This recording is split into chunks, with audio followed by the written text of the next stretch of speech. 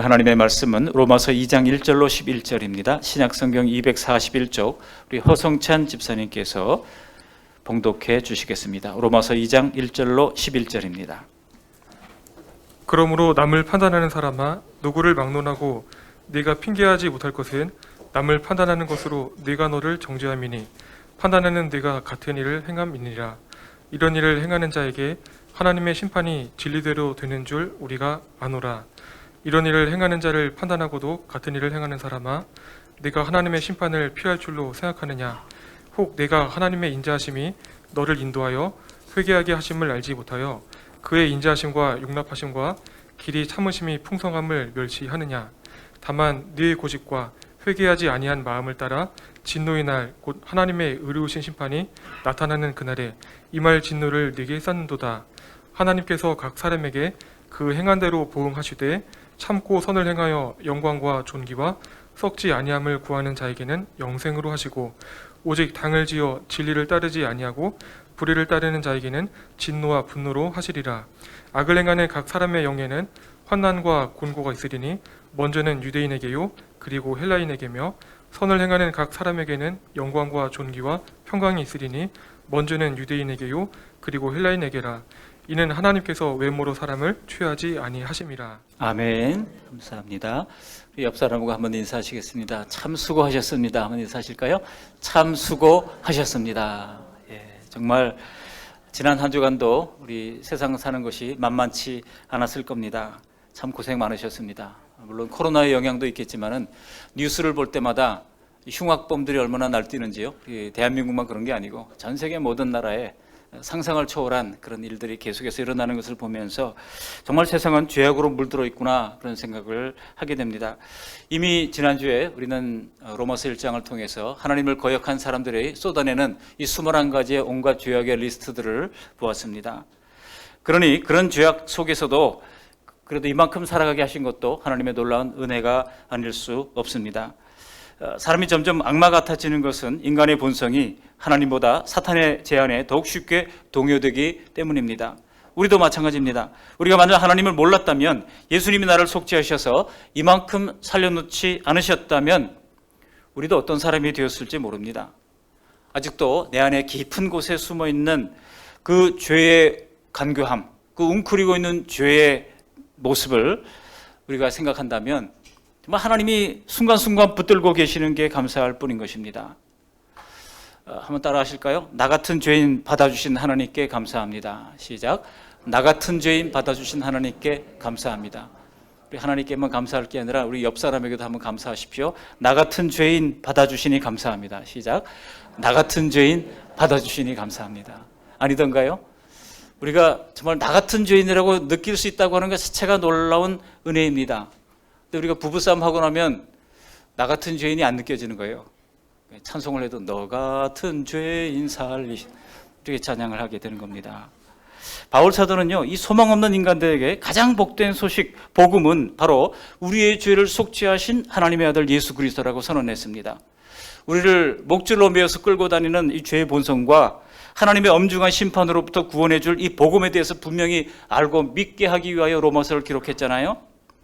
그래서 그는 지난 본문에서 모든 사람이 죄를 범했고 하나님의 진노 아래에 있다고 죄인들을 향해서 포문을 연 것입니다. 그런데 오늘 본문에서는 2장으로 넘어오면서 이제 1장이 인류를 위해서 그 죄의 문제를 다뤘다면 2장에서는 이제 좀 범위를 좁힙니다. 모든 사람이 죄를 범했지만 특별히 2장에서는 낱낱이 죄악이 고발되는데도 불구하고 나하고는 전혀 상관이 없다라고 여겼던 그 유대인들, 나는 의롭다고 생각했던 그 유대인들, 그 특정한 유대인들을 대상으로 포문을 열고 있습니다. 그래서 2장 1절 보시면 어떻게 시작하고 있습니까? 남을 판단하는 사람아, 이렇게 시작하라고 했잖아요. 성령께서 오늘 말씀이 다른 누군가가 아닌 바로 나를 향하게 해주시기를 주님의 이름으로 축복합니다. 오늘 주시는 말씀을 크게 세 가지로 정리해서 함께 은혜를 나누고자 합니다. 첫 번째로 나를 하나님이 경고를 받은 사람들, 사도 바울을 통한 경고를 받은 사람들 뿐만 아니라 두 번째로는 판단죄를 경고하신 이유가 무엇인지 세 가지를 다루고요. 마지막으로는 이 심판에서 벗어나 영생 얻을 사람들을 생각하면서 함께 은혜를 나누고자 합니다. 먼저 경고를 받은 사람들입니다. 이 경고를 받은 사람들이 누굽니까? 바로 유대인들인데요. 선민의식을 가지고 있었던 사람들이죠. 이들은 시내산에서 하나님을 섬기겠다고 언약을 했던 사람들입니다. 아브라함의 후손임을 자처했던 사람들입니다. 그 언약의 증표로 몸에 할례를 받았습니다. 그렇기 때문에 할례 받지 않은 이방인들을 개처럼 여겼던 사람들입니다. 그렇지만 이들은 아주 피상적인 신앙을 가지고 있었으면서도 그 선민 사상으로 구원에 대하여 과도한 확신을 가지고 있었던 것입니다. 그렇기 때문에 이 사람들에게는요, 죄를 회개해야 한다고 하는 이 메시지가 별로 절실하게 들려지지 않았습니다. 이방인들은 야만인이고 우리만 구원받은 백성이라고 하는 그런 우월감이 1300여 년 이상 유대인들을 붙잡은 신념이었던 겁니다. 여러분, 사도행전 10장에도 보면 베드로도 깜짝 놀라잖아요. 베드로가 뭐 때문에 놀랍니까? 하나님이 이방인들에게도 성령을 부어주시는구나. 깜짝 놀라가지고 이게 사실인 것을 알리기 위하여 예루살렘에서 요한을 데려다가 이 사실을 확증하잖아요. 그래서 정말 하나님이 정말 이방인들에게도 성령 부어주시는구나 하면서 새로운 시대가 열렸다고 기뻐하는 모습을 봅니다. 그러니까 그때까지도 사람들은, 유대인들은 특별한 하나님의 선민이고 이방인들은 다 지옥의 땔감처럼 생각을 했다는 겁니다. 하지만 여러분, 우리가 성경을 읽어볼 때 출애굽기 같은 것을 읽어보더라도 유대인들이 얼마나 목이 곧은 백성이고 얼마나 하나님의 은혜를 망각하는 사람이고 얼마나 자주 하나님을 원망과 불평했던 사람인가 하는 것을 잘 알 수가 있습니다. 보통 죄인들이 아니에요. 그러나 하나님이 그들을 택하셔서 구원 역사에 함께 하시는 것은 왜일까요? 하나님이 그 정도의 사람이라도 다 품으신다고 하는 것을 알려주시기 위해서입니다. 그 정도의 사람 다 품으신다면 우리도 넉넉히 품으시는 것입니다. 그 하나님의 사랑, 그 하나님의 위대한 은혜의 크기를 보여주시기 위하여 그렇게 죄 많은 인생들을 품어주시는 하나님의 사랑을 기록한 것입니다. 여러분, 그들이 자랑했던 율법도 사실 죄가 무엇인지를 밝혀놓은 것인데 그게 얼마나 무서운 법인데 그걸로 남을 정죄하고 판단하는 일에 앞장섰던 사람들입니다. 그들은 구약의 10계명 또 이 여러 가지 계명들을 혹시나 범할까 무서워서 또 다른 법을 만들어 두었잖아요. 그래서 612가지의 법을 이제 가지고 사람들을 재단하고 판단하는 일들을 했던 것입니다. 그러면서 자기는 어땠습니까? 자기는 의로운 것으로 친 거예요. 하나님이 선민으로 택해 주셨기 때문에 의로운 것으로 치고 다른 사람들을 그 율법의 조항을 가지고 판단을 했던 겁니다. 오늘 13절에도 보시면은요, 오늘 11절까지 읽었습니다만 13절에 율법을 듣는 자가 아니라 어떤 자가 의로운 자라고 말씀하고 있습니까? 우리 13절 말씀을 함께 읽어보시겠습니다. 하나님 앞에서는 율법을 듣는 자가 의인이 아니요 오직 율법을 행하는 자라야 의롭다 하심을 얻으리니. 율법을 행하는 자라야 그랬습니다. 어떻게 그럴 수 있냐고 생각할지 모르지만 여러분, 우리도 그렇지 않습니까? 말씀을 알기는 많이 알지만은 정말 다 지킵니까? 그냥 지킨 것으로 치잖아요. 오늘 유대인들을 볼 때 그게 참 심각한 건데요. 성경은 인간의 죄와 예수님의 속죄의 구원, 그 기회를 거부한 사람들에 대한 하나님의 심판, 이게 아주 명확하게 기록되어 있습니다.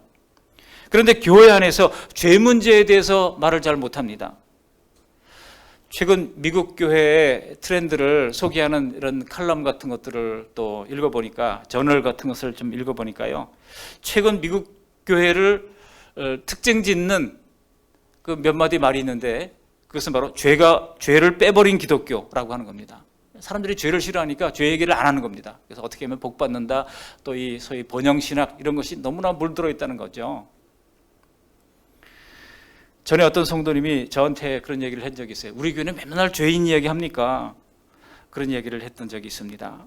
그러나 여러분, 우리가 죄인이라고 하는 사실을 한순간이라도 망각한다고 하면 하나님과의 관계에서 이탈하고 마는 겁니다.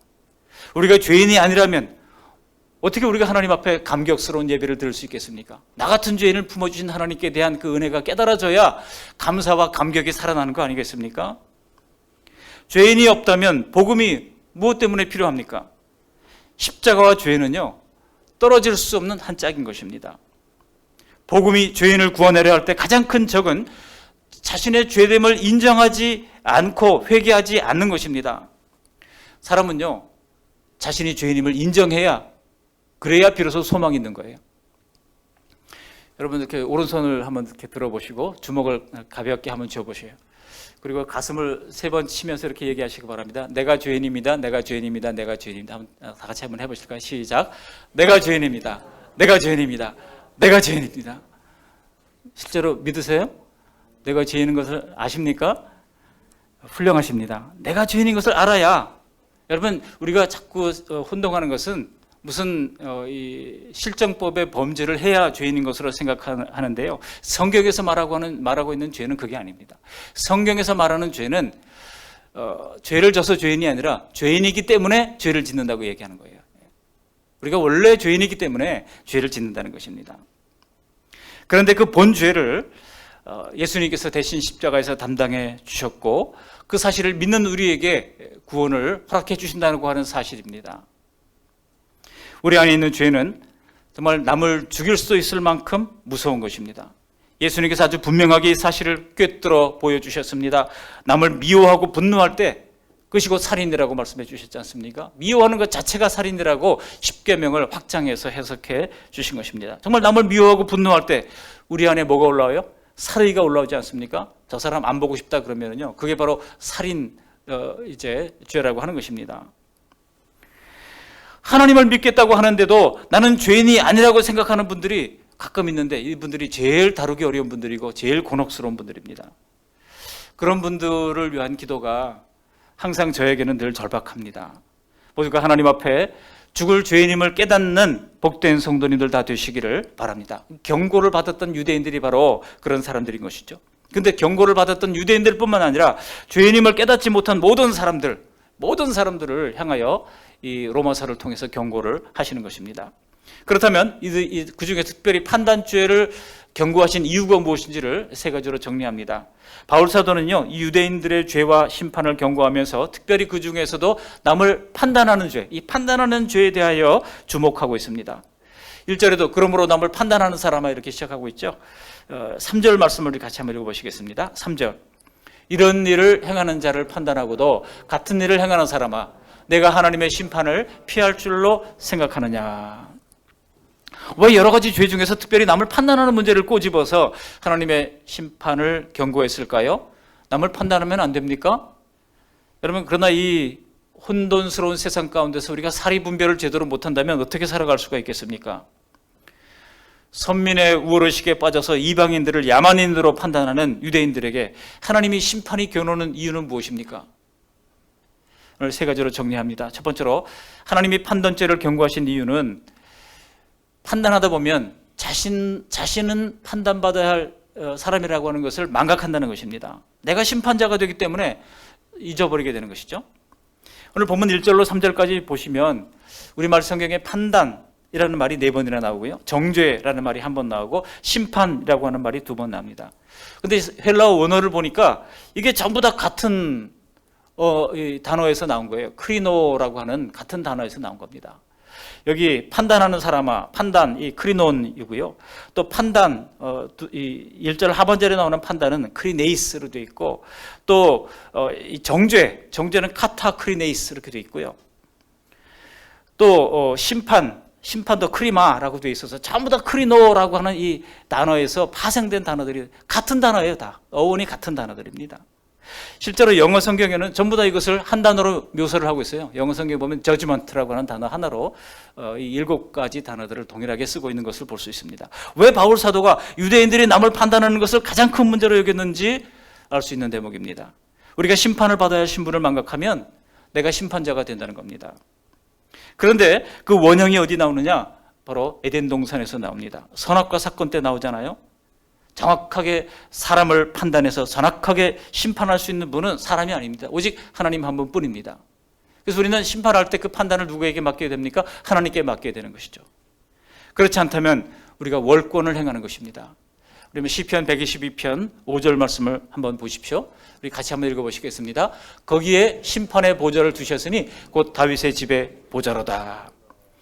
문맥상에서는 다윗의 왕조를 통해 통치하시는 하나님의 보좌를 말하지만 판단의 보좌는 영원한 하나님의 섭리 속에 속해 있는 것을 말하고 있는 것입니다. 그러므로 남을 판단하는 일을 행한다고 하면 하나님의 판단의 보좌를 탈취하는 것이요 하나님께 반역하는 것과 같다는 것입니다. 남을 판단하는 것이 이만큼 두려운 일이라고 하는 것입니다. 그러니까 복음의 또 하나의 적은 스스로를 판단의 보조에 앉히는 교만인 것입니다. 남을 지나치게 판단하고 정죄하다 보면 마치 자기는 의로운 사람이라고 하는 왜곡된 생각을 가지게 됩니다. 확증 편향이죠. 결국 자신이 모든 사람을 판단하고 모든 사람의 심판자가 되고 결정권자가 되는 것입니다. 그렇기 때문에 사람들 가운데 다툼이 있고 갈등이 있는 거예요. 다 서로가 판단하고 서로가 결정권자가 되려고 하거든요. 그러나 하지만 그런 사람들이 진지하게 자신의 죄악을 회개하는 것을 보기는 어렵습니다. 당시 유대인들을 향한 사도 바울의 책망은 오늘날 현대 교회도 동일한 것입니다. 그저 성실하게 교회를 오래 다니고 예배와 기도회에 빠짐없이 참석하고 각종 봉사와 전도와 11조와 성경 공부를 철저히 하는 분들의 눈초리가 교회에서 제일 무섭다고 합니다. 사람들이 느낌이 있잖아요. 아, 저분이 지금 나를 판단하고 있구나. 유대인들이 소소한 율법 조항을 지키면서 교만해져서 율법을 제대로 알지도 못하니 지키지도 못하는 세리와 창녀들과 죄인들을 정죄하는 그 행위와 결코 다를 바가 없다는 것입니다. 사실 남의 잘못과 단점이 우리 눈에 왜 안 보이겠습니까? 제 눈에도 보입니다. 그러나 그게 보이는 순간 우리는 깨달아야 돼요. 아, 나도 똑같은 죄인이겠구나. 그 생각을 하고 판단을 멈추어야 하는 것입니다. 나만 판단할 줄 아는 게 아니잖아요. 남들도 똑같은 눈으로 나를 판단하고 있습니다. 그러나 그렇게 서로를 예민하게 판단하고 심판하는 그런 가정은 지옥 아닙니까? 그런 교회는 정말 하나님이 피로 값주고 사신 교회를 어지럽히는 것 아니겠습니까? 만일 그렇게 서로가 판단을 한다면 이미 하나님의 진노 아래 놓여 있는 것입니다. 하나님이 판단죄를 경고하신 첫 번째 이유는 내가 심판자가 되기 때문이라는 것입니다. 두 번째로 판단자에게 하나님의 심판이 겨누는 이유는 무엇입니까? 내가 의로운 자라고 착각하게 되기 때문입니다. 남을 판단하고 정죄할 때 사람들은요, 암묵적으로 자신은 의롭다고 여기게 됩니다. 그러나 바울은요, 남을 판단하는 행위 자체가 바로 자기도 똑같은 죄인이라고 하는 증거라고 밝히고 있습니다. 1절 말씀을 우리 함께 읽어봅니다. 1절. 그러므로 남을 판단하는 사람아, 누구를 막론하고 내가 핑계하지 못할 것은 남을 판단하는 것으로 내가 너를 정죄함이니 판단하는 내가 같은 일을 행함이니라. 우리 예수님도 같은 말을 하셨어요. 마태복음 7장 1, 2절에 보시면 이렇게 말씀하십니다. 비판을 받지 아니하려거든 비판하지 말라. 너희의 비판하는 그 비판으로 너희가 비판을 받을 것이요 너희가 헤아리는 그 헤아림으로 너희가 헤아림을 받을 것이니라. 비판한다고 하는 것은 그게 잘못인지를 식별한다고 하는 것인데 모르면서 비판하지는 않습니다. 그러니까 남의 죄가 보인다고 하는 것은 자신이 경험적으로 그 죄를 알고 있다는 뜻입니다. 그러니 남을 비판하는 그 자체가 벌써 당신이 죄인이라고 하는 것을 증명하는 것이라고 하는 뜻입니다. 그러니 핑계할 수가 없다는 것입니다. 지난주에 하나님을 모른다고 핑계할 수 없는 이유를 말씀을 드렸잖아요. 근데 오늘 본문에서는 판단하는 너희 유대인들도 명백한 그 판단 자체가 죄인이라고 하는 증거인 것을 깨닫고 핑계하지 말라는 것입니다. 이로써 여러분, 유대인이나 헬라인이나 모든 사람이 다 죄인인 것이 밝혀진 것입니다. 세 번째로 이 판단자에게 하나님의 심판이 겨누는 이유는 무엇입니까? 하나님은 심판하지 않을 수 없는 하나님이기 때문입니다. 하나님은 죄에 대해서는 반드시 심판하시는 분이에요. 전능하신 하나님이 역설적으로 할 수 없는 것이 있다면 죄와 병립하는 것, 하나님이 죄를 이제 넘기시는 것, 이거 못한다는 겁니다. 반드시 죄에는 하나님의 엄중한 무서운 심판이 있게 된다는 것입니다. 그러나 하나님은 공의의 하나님이신 동시에 사랑의 하나님이시기에 인간이 고통 가운데 죄로 말미암아 죽어가는 것을 안타깝게 여기시고 본인이 하나님 자신이 도성인신하셔서 이 땅에 사람의 몸을 입으시고 우리의 모든 죄를 대신 담당해 주신 것입니다. 처절한 십자가에서 대신 담당해 주신 것입니다. 우리를 위하여 대신 벌받아 주신 것입니다. 우리 4절 말씀 함께 읽어보실까요? 하나님 그 4절에 보면 자기 죄를 인정하지 않는 죄에 대해서 바울 사도가 하나님의 심판이 임할 것이라고 이렇게 말씀합니다. 4절 말씀 읽어보십니다. 혹 내가 하나님의 인자하심이 너를 인도하여 회개하게 하심을 알지 못하여 그의 인자하심과 용납하심과 길이 참으심이 풍성함을 멸시하느냐? 여러분, 하나님이 얼마나 이스라엘 백성들을 구원하고 싶으셨겠습니까? 왜냐하면 하나님의 첫 번째 백성이고 구원 역사를 그들의 삶을 통하여 성경에 기록되게 하신 민족 아닙니까? 구약 선지서에 보면 돌아오기를 촉구하시는 하나님의 마음이 얼마나 절실한지 몰라요. 마태복음 23장 37절에 우리 예수님께서도 회개하지 않는 예루살렘을 향하여 이렇게 눈물로 호소를 한 바가 있습니다. 우리 마태복음 23장 37절 말씀을 함께 읽어보십니다. 예루살렘아 예루살렘아 선지자들을 죽이고 내게 파송된 자들을 돌로 치는 자여, 암탉이 그 새끼를 날개 아래 모음같이 내가 내 자녀를 모으려 한 일이 몇 번이더냐. 그러나 너희가 원하지 아니하였도다. 옛 언약인 이 율법을 내세워서 복음을 믿지 않는 이스라엘은 그들의 죄에 따라 심판이 확정된 것입니다. 우리 본문 5절에도 이렇게 말씀하고 있죠. 5절 말씀을 읽어보시겠습니다. 다만 내 고집과 회개하지 아니하는 마음을 따라 진노의 날, 곧 하나님의 의로우신 심판이 나타나는 그날에 임할 진노를 내게 쌓는도다.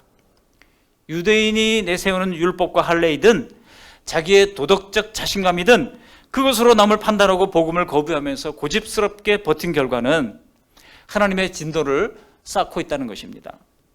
그리고 6절부터는 이 하나님의 구체적인 심판에 대해서 말씀을 하는 거예요.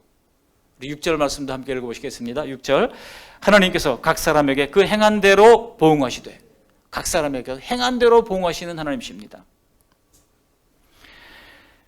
마지막 세 번째 대주로 이 남을 판단하는 이 심판에서 벗어나 영생 얻을 사람이, 판단하는 사람과 대조되는 영생 얻을 사람들로 이제 8절 이하에 7절 이하에 소개하시면서 이렇게 이야기를 하고 있는 겁니다. 우리 7절 말씀도 함께 읽어보시겠습니다. 참고 선을 행하여 영광과 존귀와 썩지 아니함을 구하는 자에게는 영생으로 하시고.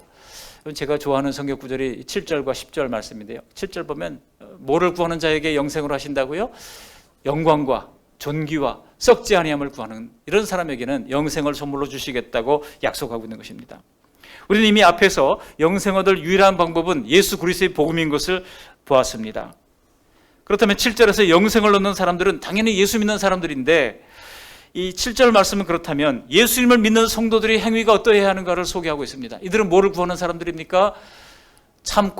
먼저 잘 참아야 돼요. 우리가 이 땅에서는 정말 참아야 할 일이 많습니다. 선을 행하고, 그리고 뭐를 구한다고요? 영광을 구하고, 존귀를 구하고, 그리고 썩지 아니함을 구하고, 이 땅에 썩어질 것을 구하는 것이 아니라 썩지 아니함을 구하는 자에게 영생으로 하신다는 것입니다. 본성적인 죄악의 욕구를 참고 예수님이 가르쳐 주신 선을 적극적으로 행하는 것입니다. 또 성도들이 항상 구하는 것은 하나님의 약속하신 영광과 존귀와 썩지 아니하는 영구한 것을 구해야 한다는 것입니다. 결국 복음을 믿고 살아가는 사람들에게 영생을 주신다고 약속하신 것이죠. 그러나 예수님을 믿는다고 고백은 하지만 여전히 육신의 욕구대로 살아가고 썩어져갈 이 땅의 것들을 위해서만 살고 있다면 말씀이 잘못되었을 리가 없잖아요. 그렇다면 여러분, 이것은 믿음이 뭔가 문제가 있거나 아직 영적으로 미숙한 상태에 있다고 진단할 수가 있는 것입니다. 과연 죄의 본성을 누르면서 참고 선을 행하기 위해 애쓰고 계십니까? 이 땅의 영광이 아닌 하늘의 영광과 존귀를 목적으로 살고 있으십니까? 이것이 우리가 어떤 상을 받을 것인지를 가르는 중요한 기준이 될 것입니다. 반면에 복음을 거부하고 자기 죄를 해결받지 못한 사람, 그래서 구원을 얻지 못한 사람들이 8절에 나오는데요. 우리 8절 말씀도 함께 읽어보십니다. 8절, 오직 당을 지어 진리를 따르지 아니하고 불의를 따르는 자에게는 진노와 분노로 하시리라. 이 로마 교회가 아직도 제대로 된 셋업이 되지 않은 그런 교회라고 말씀드렸잖아요. 로마 교회가. 그러다 보니까 평신도들로 구성된 교회다 보니 여전히 여러 가지 문제가 있었습니다. 바울은 보니까 로마 교회에 뭐가 있었습니까? 진리를 따르지 않고 당을 짓는 사람들이 있었습니다. 헬라파다, 또 나는 로마 사람이다, 나는 유대인이다 하면서 서로 삼파전을 만들어가지고 막 싸우는 사람들이 있었다는 것이죠. 근데 거기에 대해서 하나님께서 진노와 분노로 하신다고 말씀하고 있습니다. 7절에는 영생 얻을 사람들과 뚜렷하게 대조되는 사람들입니다. 죄의 욕구를 참지 못하고 선을 행하는 대신 불의를 행합니다. 인생의 목적이 영원한 하나님 나라가 아닌 이 땅에 썩어 없어질 것에 고정되어 있습니다. 이 땅의 영광, 이 땅에서의 성공, 이 땅에서의 명예의 목적이 있는 사람들입니다. 여러분, 사람들이 왜 끼리끼리 모여서 당을 짓습니까? 힘을 합해가지고 파워를 키워서 파이를 크게 해가지고 함께 이익을 크게 나누어 가지려고 하는 것 때문에 그렇습니다. 자기 욕심이죠. 혹시 교회에서도 당을 짓는 사람들은 없습니까? 그래서는 안 됩니다. 비록 다른 점이 있다 할지라도 다 같은 믿음 안의 형제요 자매인 것입니다. 그러므로 우리는 반드시 하나님의 일을 위해서, 나의 믿음의 보호와 진보를 위해서 함께 연합해야 합니다. 예수 그리스도라고 하는 기체 아래 두 팀도 아닌 한 팀이 되어야 하는 것입니다. 이처럼 주님의 교회를 깨뜨리는 가장 큰 죄는 서로 통하는 사람들끼리만 만나고 같이 밥 먹고 교제하고 또 카페에서 차 마시고 하는 겁니다. 이 끼리끼리 정신, 이게 첫 문제예요. 사탄이 교회를 무너뜨리는 데 사용하는 가장 큰 도구가 무엇인지 아십니까? 바로 이 끼리끼리예요. 서로 당을 짓는 것입니다. 파당을 만드는 겁니다. 사도행전 6장을 보시면요, 초대교회 때도 이 파당 문제가 있었잖아요. 초대교회 때도 헬라파 유대인과 히브리파 유대인들 사이에 갈등이 있었습니다. 교회에서 구제를 하는데 외국에서 들어온 이 헬라파 유대인들을 그 구제 명단에서 자꾸 빼버리고 유대인들, 히브리파 과부들을 더 존중하는 그런 일들이 있었다는 겁니다. 그러니까 이 헬라파 유대인들이 우리를 차별하느냐 그러면서 사도들에게 원망을 하는 그런 일들이 있었다는 것입니다. 거기서 벌써 파당이라고 하는 말이 나오잖아요. 헬라파, 히브리파 하면서 파당이 나왔습니다. 누구든지 주님의 피로 값주고 사신 교회가 하나 되는 것을 방해하고 분열시키는 죄는 하나님이 아시고 하나님이 엄중히 심판하시는 것입니다. 하나님의 교회를 자기 이익을 위해 이용하려 한다면 과연 그것이 하나님을 경외하는 참된 믿음이 있는지를 우리는 의심해 볼 필요가 있습니다. 제가 아는 어떤 교회에 몇 년 전인 일입니다만, 교회에서 점심을 먹을 때 이제 고기를 쓰잖아요. 그럴 때 그 교회 정육점을 하는 집사님이 한 분이 계세요. 그래서 꼭 그 집사님, 저도 우리 교회 성도님들이 하는 사업장을 그것을 이제 이용하려고 애를 쓰고 있습니다. 그런데요, 늘 이제 그분한테 고기를 갖다 썼거든요. 근데 이제 경쟁자가 나타난 거예요. 새 거적이 왔는데 하필 이분이 또 정육점을 하시는 분이세요. 그래서 이제 성도님들이 이야기하기를, 그러니 한 분은 이 집 고기를 쓰고 그 다음 주에는 저 집 고기를 쓰고 이렇게 하자, 이렇게 얘기를 된 거예요. 근데 그렇게 되니까 매번 교회 고기를 공급하던 이 집사님 정육점이 화가 난 거예요. 그래가지고 자꾸 불평을 하기 시작합니다. 근데 그 불평하는 소리가 이 새가족 귀에도 들어온 거예요. 이 사람이 크게 상처를 받고, 내가 떠나면 조용할 것을 왜 이렇게 시끄럽게 하느냐, 그게 떠나버렸어요. 여러분 어떻게 생각하십니까? 교회를 왜 다니십니까? 교회를 어떤 이익을 위해서 다니십니까? 우리가 성도들끼리 성도의 사업장을 서로 챙겨주고 하는 것은 좋은 일입니다.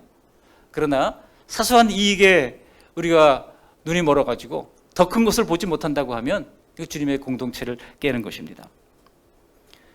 악을 행하는 사람에게는요, 반대로 9절 말씀 보시면 이렇게 얘기하고 있잖아요. 9절 말씀 함께 읽어보실까요? 9절, 악을 행하는 각 사람의 영에는 환난과 곤고가 있으리니 먼저는 유대인에게요, 그리고 헬라인에게며. 여기 환난이라고 하는 말은요, 환경적인 외적 고난을 이야기하는 단어입니다. 또 곤고라고 하는 것은 내적인 곤고, 내적인 심리적인 곤고, 정서적인 곤고를 뜻하는 단어예요. 여러분, 외적으로 아무리 어려워도 우리 한국 사람들은 잘 견디는 사람들이잖아요. 워낙 수천 년 역사를 지내면서 외적의 침입을 많이 받아가지고 웬만한 어려움들은 우리 한국 사람들은 잘 견뎌요. 잘 이겨냅니다. 근데 그 외적인 고난은 잘 이겨냈던 사람들도 힘들어하는 것이 뭐냐면은 바로 내적인 곤고예요. 내적인 심리적인 곤고가 오게 되면요, 자살 충동까지 느끼게 되는 겁니다. 아무리 우리가 배고파가지고 힘들어도 초근 목피 막 베껴 먹으면서 그 안동역에서 이런 노래를 들어보니까 뭡니까? 물을 먹으면서 이렇게 했다는 그 가사가 나오더라고요. 아이야 뛰지 말라, 배 꺼진다, 그런 가사도 있는데, 그러면서 견디는 민족이었는데도요, 사람들이 자살 충동을 느끼는 이유는 무엇입니까? 내적 공고함이 있으면, 심리적인 공고함이 있으면 사람들은 살고 싶지 않은 것입니다. 여러분, 겉으로는 악을 행하면서도 형통하게 보일 수도 있지만은 그의 영에는 환난과 곤고가 있을 것이라고 엄중히 경고하는 거예요. 어떤 사람에게요? 악을 행하는 사람들에게. 그 악을 행하는 사람들의 구체적인 예가 그 앞에 나오는 바로 파당을 짓는 행위라고 말씀하고 있는 것입니다. 반면에 선을 행하는 사람들에게는 어떤 상급이 있다고 말씀합니까? 우리 10절 말씀을 함께 읽어보시겠습니다. 10절, 선을 행하는 각 사람에게는 영광과 존귀와 평강이 있으리니 먼저는 유대에게요, 그리고 헬라인에게며. 영광과 존귀는 7절에도 나오는데, 이제 선을 행하는 사람에게는 하나님의 상급으로 이 세 가지가 주어진다고 말씀하고 있습니다. 외적인 영광과 존귀뿐만 아니라 내적인 평강이 있게 된다는 겁니다. 이 내적인 곤고와 완전히 대조되는 단어죠. 여러분, 내적으로 평강하면은요, 좀 어려워도 우리가 넉넉히 이겨낼 수 있는 거예요. 좀 힘들어도 내적인 평강이 있으면, 그죠? 외적인 어려움이 있다 할지라도 능히 이겨낼 수가 있는 것입니다. 그래서 다윗은요, 자신의 아들이 자신을 반역해서 자신을 죽이려고 할 때도 압살롬의 그 칼날을 피해서 맨발로 신발도 제대로 신지 못하고 급하게 도망을 가야 했던 그런 다윗이지만은 얼마나 피눈물 나는 이야기입니까? 그러나 그 가운데도 그가 시편 23편을 기록했던 것 아니겠습니까? 여호와는 나의 목자시니 내가 부족함이 없으리로다. 그런 고백을 할 수 있었던 것은 하나님이 그 마음에 평강을 주셨기 때문입니다. 참고 선을 향하면서 이 땅의 목적이 아니라 영원한 내세와 하나님을 목적으로 살아가는 사람들에게 하나님이 평강과 존귀와 그리고 뭐를 주신다고요? 평강을 선물로 보상해 주시는 것입니다. 우리 모두 이러한 믿음으로 환난과 곤고의 심판이 아니라 영광과 존귀와 평강을 다 받아 누리는 우리 모두가 되시기를 주님의 이름으로 축원합니다. 그리고 마지막으로 11절에 보시면 이러한 약속을 시행하시는 하나님은 공정하신 차별 없으신 하나님이신 것을 말씀합니다. 우리 11절 말씀도 함께 읽어보시겠습니다. 이는 하나님께서 외모로 사람을 취하지 아니하심이라. 우리가 하나님을 섬기면서 꼭 알아야 할 것은 하나님은 차별이 없으시다는 것입니다. 죄에 대해서는 물론 공평하게 심판을 내리시는 분이십니다. 뿐만 아니라 상급을 주실 때도 차별이 없으시 공평하시다는 것입니다. 얼굴을 봐서 더 주시는 일은 없다고 하는 겁니다. 그래서 하나님께서 나를 위해서 특별히 헌신하니 내가 너희 죄는 좀 봐주겠다, 이런 것은 없다는 거예요. 이 세상에서는 그거를 차감하잖아요. 교통법규를 어겨도 공로를 세우면 좀 차감해주는 그런 법이 지금 만들어진다고 하는데, 우리 하나님께는 그런 것은 없다는 거예요. 죄는 죄대로 엄격하게 다스리시고 또 잘한 것에 대해서는 하나님께서 공평하게 상급을 주신다고 말씀하고 있는 것입니다. 우리는 하나님이 좀 그렇게 너그럽게 해주셨으면 좋을 것 같은데, 우리 하나님은 사람의 얼굴을 보고 반응하는 분이 아니라고 하는 것을 우리는 알 필요가 있습니다. 사실 사람의 죄성에는 늘 편파적인 것이 있습니다. 나름 공정하게 판단한다고 생각을 하지만은 우리의 무의식 세계에서는요, 자기도 모르게 대부분 한쪽으로 쏠리는 그런 편향성을 가지고 있습니다. 그래서 우리는 살아오면서 차별로 인한 괴로움을 당하면서 살게 되는 것이죠. 그래서 상처를 받기도 하고 자기 자신도 그 상처를 받아서 괴로운 가운데 살면서도 자기도 모르게 나도 나에게 상처를 줬던 그 사람과 똑같이 닮아가는 모습을 보게 됩니다. 그래서 금요일 저녁마다 금쪽 같은 내 새끼라고 하는 프로그램이 있어서 가끔 봅니다. 근데 요즘에 보니까 아이들만 대상으로 하는 게 아니고요, 그 뒤에 이어서 계속 어른들을 대상으로 이제 어른 금쪽이들을 상담하는 이야기가 나오더라고요. 거기 제가 잠깐 봤는데 그 어른들의 그 문제를 풀면서 그 오은영 박사가 뭐라고 그래요? 당신의 어릴 때 얘기 좀 해주세요. 당신의 어머님은 어떤 분이셨습니까? 당신의 아버지는 어떤 분이셨습니까? 당신의 형제 자매들은 어떤 사람들이었습니까? 하면서 어릴 때 환경을 물어보더라고요. 그 어릴 때 겪었던 그것들이 30년, 40년 지나서도 계속해서 그 사람에게 영향을 미쳐가지고 괴롭게 만들고 뒤틀어진 성격, 성품을 만들어 가더라는 겁니다. 여러분, 인간은 누구나 다 사랑받고 싶고 누구나 다 존중받고 싶어 합니다. 요즘 이혼하는 사람들의 이혼 사유가 첫 번째가 뭔지 아십니까? 이 사람이 나를 존중해 주지 않아. 이게 이혼 사유 첫 번째라는 거예요. 성격 다른 건 당연하겠지만 존중해 주지 않는 것. 내가 이 땅을 살아가는 동안 누구로부터 존중을 받고 싶지, 누가 함부로 대하고 그렇게 무시하고 그런다면 살고 싶겠습니까? 이게 첫 번째 이유라는 겁니다. 그렇지만 사람은 편파적이어서 우리는 죄성을 가지고 있기 때문에 정말 누구를 공평하게 존중해 줄 수 있는 능력이 없습니다. 결정적으로 동시에 모든 사람을 똑같이 만족하게 해줄 수 있는 그런 능력이 우리에게는 없습니다. 오직 하나님만이 우리를 그렇게 대했을 수가 있습니다. 하나님만이 우리 각자를 완전하게 사랑해 줄 수 있기 때문에 그 주님의 사랑에 만족하고 부족함이 없는 것입니다. 우리 예수님은 양떼들에게 생명을 주실 뿐만 아니라 요한복음 10장 10절에 더 풍성히 얻게 하려는 것이라고 그랬잖아요. 그 풍성히 얻게 하시는 하나님, 그 예수님의 선한 인도를 날마다 받아야 합니다. 우리 예수님은 선한 목자로 이 땅에 오셨습니다. 그렇지만 신자들은 종종 이것을 오해해서 하나님이 무조건 우리의 요구를 들어주셔야 한다고 생각합니다. 그렇지만 여러분, 그렇게 구하면은요, 백날 구해도 받지 못합니다. 그것은 하나님이 차별하지 않으시는 공정함을 생각하지 못하기 때문입니다. 나한테만 좀 특별히 대해줄 것을 우리가 날마다 구하잖아요. 시험을 쳐도 나한테만 좀 특별히 갑자기 눈이 번쩍 열려가지고 정답들이 눈에 확 보이도록 그렇게 구하잖아요. 사업도 마찬가지입니다. 취업도 마찬가지고, 건강도 마찬가지고, 학업도 마찬가지고, 나한테만 좀 좋은 것을 하나님이 더 해달라고 간구하는 우리들 아니던가요? 그렇지만 여러분, 우리가 정말 그렇게 주님께서 복 주시기를 원한다고 한다면 처음 출발부터 내 멋대로 내 계획대로 하는 것이 아니라 하나님께 맡기면서 처음부터 하나님, 제가 이것을 출발합니다. 주님 도와주세요. 제가 나름대로 열심히 해보겠습니다 하고 날마다 세밀하게 그 과정도, 출발부터 기도하고 과정도 기도하고 결과도 주님께 맡기고 기도하면서 기도만 하는 것이 아니라 어떻게 됩니까? 내가 최선을 다해야 되죠. 최선의 노력을 다해야 됩니다.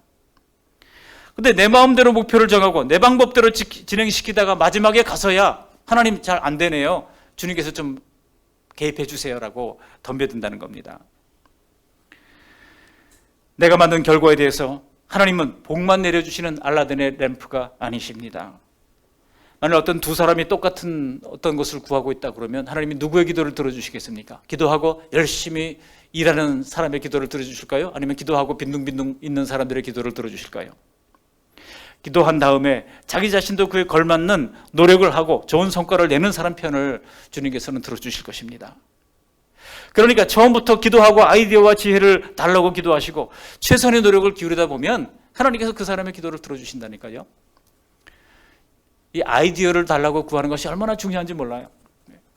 저는 그런 경험들을 많이 가지고 있어요. 근데 싱가포르에서 공부하는 동안에 그 시험을 보거나 논문을 제출해야 될 때 아이디어가 안 떠올라요. 그러면 막 그 새벽까지 고민하고 있다가 그 이제 채플룸에 들어가 가지고요, 그 바닥에 카페트가 여름에, 거긴 뭐 겨울이 없는 나라니까 카페트 이렇게 엎드려 가지고 그 왜 캐톨릭 사제들이 사제 소품을 받을 때 보면 오체 투지라고 그러잖아요. 이제 손바닥이 닿고 이마가 닿고 뭐 어깨가 닿고 발이 닿고 뭐 허리가 닿고 해가지고 다 완전히 바짝 붙이는 것이죠. 근데 저도 한번 해봤어요. 그렇게 바짝 붙여가 쥐어 죽이시든지 살리시든지 알아서 해주시옵소서 하면서 하나님 지혜를 달라고 구하면 그때 이상하게 번쩍 어떤 아이디어가 떠올라요. 급히 막 메모를 하죠. 제 주변에 항상 종이가 있었고 항상 펜이 있어가지고 뻑하면 바로 이제 메모를 남겨요. 그렇게 메모를 남겼던 걸 가지고 이제 모티브를 삼아서 뭐 논문을 쓰거나 쓰면 좋은 결과가 나와서 칭찬도 받고 이렇게 또 다른 사람들에게 코치도 하게 되고 그런 일들이 있었습니다. 여러분, 우리가 하나님이 주신 아이디어가 필요해요. 우리 인생을 살아가는데 내 생각으로 됩니까? 꼬이는 문제들이 있을 때마다 이거 어떻게 풀어가야지? 그 아이디어를 어떻게 해야 되지? 그럴 때마다 내 힘과 내 계획대로 내 배운 대로 하지 말고 하나님 주신 아이디어를 구하시기를 바랍니다. 처음부터 뿐만 아니라 그 과정 가운데도 하나님이 그대로 이루어지도록 도와주십시오. 기도하면서 최선의 노력을 다할 때 하나님께서는 아름다운 것으로 갚아주신다고 약속하시는 것입니다. 내 마음대로 다 해놓고 좋은 결과 달라고 하는 그런 기도는 하지 말아야 합니다. 물론 사후에라도 하나님은 최악의 상황은 모면하게 해주시기도 합니다. 처음 하나님을 알아가는 단계에서 하나님께서 또 은혜를 주시기도 합니다. 또 정말 급박하고 간절한 문제라면 그 부르짖는 기도를 하나님께서 들어주시기도 합니다. 그렇지만 매번 그렇지는 않습니다. 처음부터 기도하고 과정에도 기도하고 결과를 놓고 기도하고 또 열심히 기도에 걸맞는 노력을 할 때 하나님께서 응답해 주시는 것입니다. 만약 그렇지 않다고 하면 우리가 드리는 모든 기도는 다 기복적 기도일 뿐인 것입니다. 그런 기도 응답은 하나님이 주실 때도 사람들은 하나님이 주신 것으로 인식하지 못해요. 내가 잘나서 됐나 보다, 그렇게 생각하면서 넘어가게 됩니다. 하나님은 모든 일에 처음부터 우리가 의뢰할 때 도와주시고 옳은 방향으로 인도해 주시고 범사에 좋은 결과를 허락해 주시기를 우리 하나님이 먼저 기뻐하시는 것입니다. 언제요? 잠언서 3장 6절 말씀을 함께 읽어보십니다. 너는 범사의 그를 인정하라. 그리하면 내 길을 지도하시리라. 범사의 그를 인정하라 그랬어요. 저도 모든 일의 시작부터 진행되는 과정 중에 또 계속 기도해야 함을 날마다 느낍니다. 그러다 보면은요, 또 메모하고 기도하고 메모하고 기도하다 보면 하루 종일 기도하게 돼요. 그래서 이게 데살로니가 전서에 얘기하는 것처럼 항상 기도하라 라고 하는 말이구나 하는 생각을 하게 됩니다. 쉬지 말고 기도하라 그랬잖아요. 쉬지 말고 기도하라. 이것이 생활에서 하나님의 인도와 복을 받는 아주 중요한 부분인데 오늘 그 비결을 들으셨습니다. 그러니 잘 실천해 보시면서 하나님 주신 아름다운 열매, 특별히 영광과 존귀와 평강의 열매 얻게 되시기를 바랍니다. 말씀을 정리합니다. 오늘 바울 사도는 나는 죄 없는데 라고 하는 유대인들을 향해서 한마디로 이렇게 선언하는 거예요. 너 죄인이야. 아브라함의 자손이라도 죄 지으면 심판받아. 이 얘기를 주님께서 유대인들에게 하고 있는 겁니다. 물론 우리가 안전한 예수님의 복음 안에 있지만 그렇다고 죄를 지을 수는 없는 것이죠. 로마서 6장 1, 2절에 보면 이것을 이렇게 설명하고 있습니다. 함께 읽어보십니다. 그런즉 우리가 무슨 말을 하리요? 은혜를 더하게 하려고 죄에 거겠느냐? 그럴 수 없느니라. 죄에 대하여 죽으느리가 어찌 그 가운데도 살리요? 여러분, 은혜의 크기는요, 사함받은 크기와 같습니다. 그러니까 죄를 많이 지은 사람이 더 많은 은혜를 받은 것이에요. 근데 그러다 보니까 어떤 논리가 성립됩니까? 그러면 은혜를 더 크게 받으려면 죄를 더 많이 지어야 되겠네? 이런 논리적인 잘못된 논리를 가지고 나오는 사람들을 예상해가지고 이 로마서 6장 1, 2절 말씀을 두고 있는 겁니다. 은혜를 더하게 하려고 죄에 거겠느냐? 그럴 수 없느니라. 그럴 수 없느니라. 한번 따라 하시겠습니다. 그럴 수 없느니라. 시작. 그럴 수 없느니라. 옆 사람에게도 시작. 그럴 수 없느니라. 은혜를 더하게 하려고 죄에 걸 수는 없습니다. 그것은 죄에 대한 하나님의 공의로운 심판을 대놓고 모욕하는 것입니다. 유대인들이 우월감에서 남을 심판하는 것은 하나님의 판단의 보좌를 탈취하는 것이었듯이 우리가 남을 심판하는 순간 내가 그 자리에 앉는 것입니다. 하나님은 반드시 사람의 선악간에 행한 대로 진리를 따라 보응하시는 분이십니다. 그러므로 복음을 믿고 구원을 얻은 우리는 참고 선을 향하면서 영구한 내세에 초점을 맞추며 살아야 할 것입니다. 그렇지 아니하고 복음을 거부하고 악을 행하는 사람들의 영에는 9절 말씀처럼 환난과 외적인 환난과 내적인 곤고가 있습니다. 하나님은 외모로 사람을 심판하지 아니하시고 또 복주심도 마찬가지예요. 외모로 하나님은 복을 주실 때도 우리 생활과 일에서 하나님께서 외모를 따라 복을 주시는 것이 아니고 하나님의 은혜대로 또 하나님이 기도하시는 사람을 통하여 복을 내려주시는 것입니다. 그렇다면 모든 일 범사의 시작부터 과정까지 그리고 결과까지 하나님께 맡기면서 내게 주신 일을 최선을 다하여 감당하는 가운데 10절 말씀 있는 것처럼 영광과 존귀와 평강 이 세 가지를 머리에서 다 기억하시고 돌아가시기를 바랍니다. 뭐라고요? 영광과 존귀와 평강. 이것을 누리는 우리의 가정생활 또 직장생활 또 우리의 모든 사회생활 되시기를 주님의 이름으로 축복합니다. 아멘. 고맙고 감사하신 하나님 아버지, 경고를 받았던 유대인들처럼 남을 판단했던 나도 모르게 남들 아니 우리의 이웃과 가족을 그리고 믿음 안의 형제와 자매들까지 판단했던 저들의 죄를 고백하오니 주님의 십자가 공로로 용서해 주시옵소서. 날마다 나의 죄인됨을 각성하고 인정할 때마다 주시는 십자가의 은혜와 감격을 놓치지 않게 해 주시옵소서.